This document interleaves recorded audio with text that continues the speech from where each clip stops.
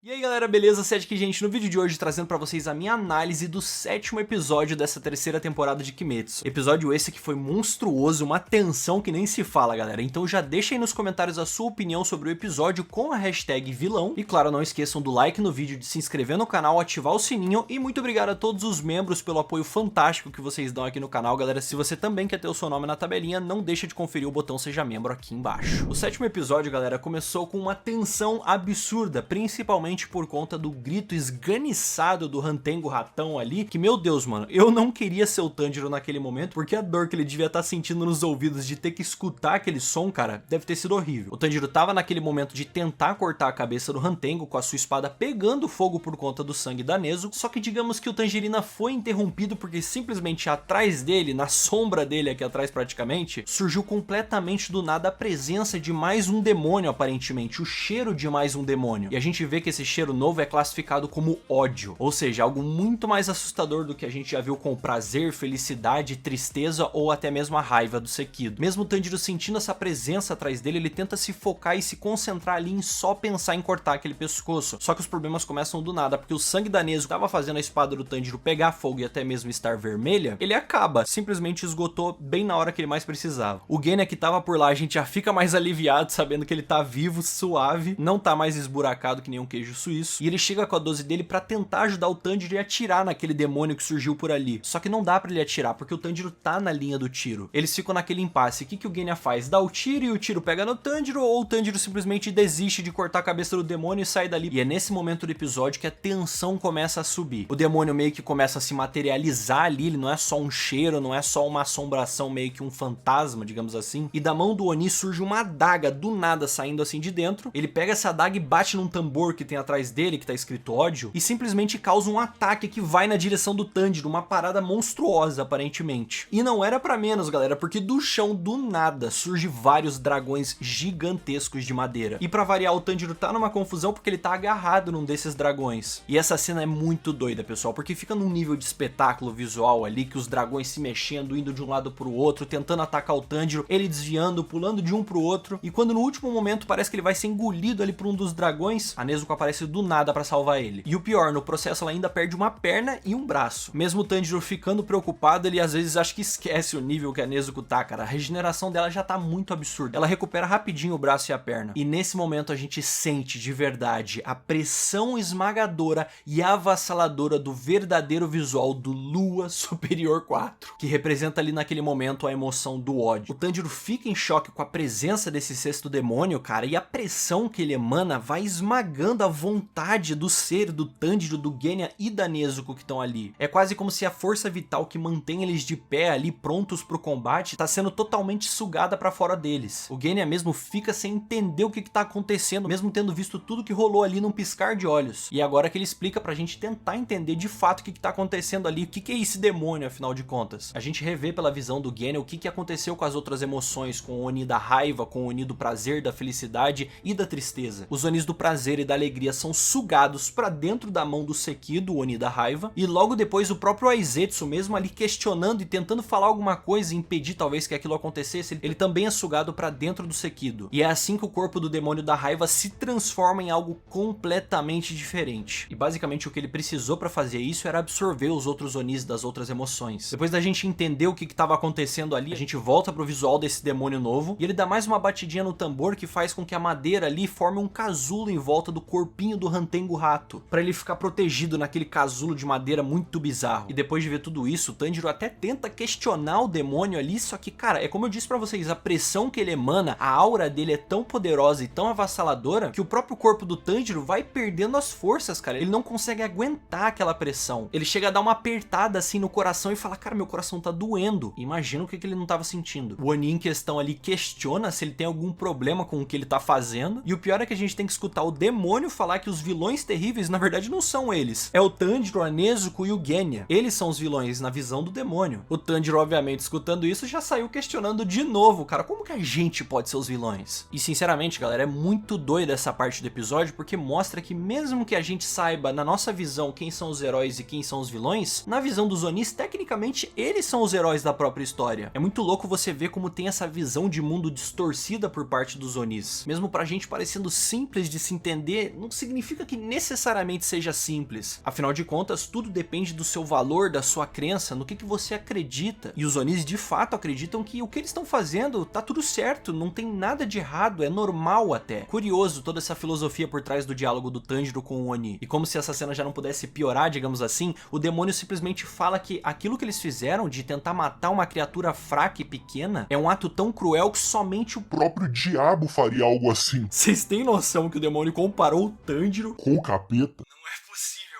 cara. Imagina o que o Tanjiro não sentiu escutando isso, falarem que ele é o diabo. O Tanjiro fica pistola com tudo isso, ele questiona o demônio falando por que essas pessoas têm que pagar pelas suas crueldades. Você deve ter matado provavelmente umas 100, 200 pessoas. O que elas fizeram pra ter que pagar com a vida? Ele mesmo fala que a visão do Oni tá distorcida. E agora a gente tem mais um momento épico, porque depois desse discurso todo que o Tanjiro fez pro demônio, ele olha pra ele, cara, falando que ele vai cortar a cabeça. E na sua testa, a sua marca tá ativada novamente. A trilha sonora dessa cena toda, impecável. Pra variar, depois dessa tensão toda, cara, a música mesmo começa a ficar destacada na cena, eles não falam mais nada e só vai subindo a trilha sonora. O Oni pergunta pro Tanjiro se algum dos humanos que ele matou eram da família dele, pra ele se importar tanto assim, né, afinal de contas. E obviamente o nosso protagonista nesse momento fala o que a gente queria falar, né, não importa se eles são da minha família, cara, uma pessoa não precisa ter motivos desse tipo pra poder ajudar os outros. E é muito doido que ele olha pro demônio e fala assim, se você não entende isso, você é o demônio aqui. O Tanjiro é sempre impecável nos discursos. E não é pra menos que o Oni ali ficou enfurecido com o que o Tangerina falou, ele dá mais uma batidinha no tambor e os 5 dragões de madeira vão pra cima do Tanjiro. E a cena corta e a gente vai pra quem? Pro Moichiro Tokito, que ainda tá preso naquela prisão de água do vaso do Kekijutsu do Gyoko. O Gyoko tá muito feliz ali, aproveitando toda aquela situação de poder ver o Moichiro morrendo ali sufocado na frente dele, mas tem algo que interessa mais ele quer saber o que estão escondendo naquela cabana ali do lado. Então ele não perde tempo, entra no vaso e aparentemente vai pra lá. O Tokito percebe que ele tá com pouco ar e ele só vai ter mais uma tentativa pra ele poder escapar dali, usando a primeira forma da respiração da névoa. Nuvens baixas, névoa distante. Mas mesmo assim ele não consegue partir aquele vaso d'água. E pra piorar a situação, a sua espada tá toda lascada. Afinal de contas, não é nem a espada original do Tokito, né? Ele ainda tá com aquela espada do boneco. E é muito curioso essa cena, porque a gente vai vendo um dos Hashiras, mesmo que mais novo, com apenas 14 anos, simplesmente desistindo, aceitando a derrota. Algo completamente diferente do que a gente já viu, por exemplo, com o Rengoku no Trem Infinito, que mesmo acabado, cara, não desistiu em momento nenhum. Claro que são situações diferentes, e o Rengoku mesmo não tava preso em nenhuma prisão, impossibilitado de tentar qualquer coisa, mas o Tokito de fato tava aceitando a derrota, galera. Ele tava aceitando que iria morrer e não ia salvar ninguém ali. O Tokito começa a refletir, pede desculpas mentalmente pro seu mestre, ele até pede nos seus pensamentos que ele mande 2 Hashiras pra ajudar naquele local, e de repente a gente vê na frente dele uma visão do Tanjiro, numa forma um tanto espectral, digamos assim, e esse Tanjiro começa a falar com o Tokito. Só que a parte maluca aqui é que as palavras que ele diz nunca foram ditas pelo Tanjiro pro Tokito, mas aparentemente outra pessoa disse. A gente tem outro cortezinho de cena e a gente vai pro Gyoko, que tá lá na entrada da cabana, e o Kanamori tá ali na frente dele, se cagando de medo, mas ainda assim se impondo pra cima dele pra proteger o que tá na cabana. O Gyoko dá uma zoada nele, como se ele pudesse fazer algo contra um demônio daquele nível, e quando de repente o Kanamori surta e parte pra cima do Gyoko, o Gyoko usa um dos seus vasos que sai água de dentro e ataca o Kanamori, cortando ele como se fossem facas. O Gyoko simplesmente não consegue entender por que ele tá defendendo tão assiduamente aquela cabana. E é aí que a gente percebe que ali atrás, 100% concentrado, focado, tá o ferreiro do Tanjiro, o Sr. Haganezuka, completamente concentrado em forjar a espada do boneco lendário lá do Yorichi. E é simplesmente incrível esse momento, essa cena toda. O Haganezuka, ele tá tão focado que ele nem sequer notou a presença do Gyoko. Ou talvez até tenha notado, mas ele tá tão concentrado que ele não vai parar por nada. E é engraçado porque o Gyoko tenta chamar a atenção dele de várias maneiras e ele não dá bola, galera. Ele vai continuar trabalhando na espada. O Gyoko, de certa forma, ele até se sente derrotado nesse momento porque ele não tá dando atenção pra um demônio artista que nem ele. Ele mesmo diz que como artista ele se sente derrotado, ele perdeu ali naquele momento. E obviamente o Gyoko perde a paciência e dispara mais uma rajada de água ali no Haganezuka dessa vez. E por incrível que pareça, cara, ele não para, ele não vai parar de forjar aquela espada mesmo que ele leve vários cortes nas costas. Ele continua focado e mesmo levando outro outro golpe nas costas e a sua máscara se partindo e a gente vendo pela primeira vez o rosto do ferreiro Haganezuka. E o Hotaru explica ali pra gente naquele momento e também pro próprio Kanamori que tá do lado dele, que quem forjou aquela espada não tinha nada além de pura determinação. Até a própria escrita que foi feita na espada não tem nada escrito além de um próprio brasão mesmo, uma assinatura, digamos assim. O Haganezuka basicamente nos diz que ele vai continuar forjando a espada porque é isso que ele precisa, a mais pura determinação naquele momento. É somente isso que ele vai usar pra forjar a melhor lâmina de todas. É muito bonita essa cena, pessoal, de verdade. Eu gostei muito ver como ela foi retratada, até porque no fim das contas, cara, um ferreiro, ele ama o trabalho de uma forma tão intensa que é difícil até a gente conseguir entender. O cara tá sendo atacado, mano, machucado ali, sangrando,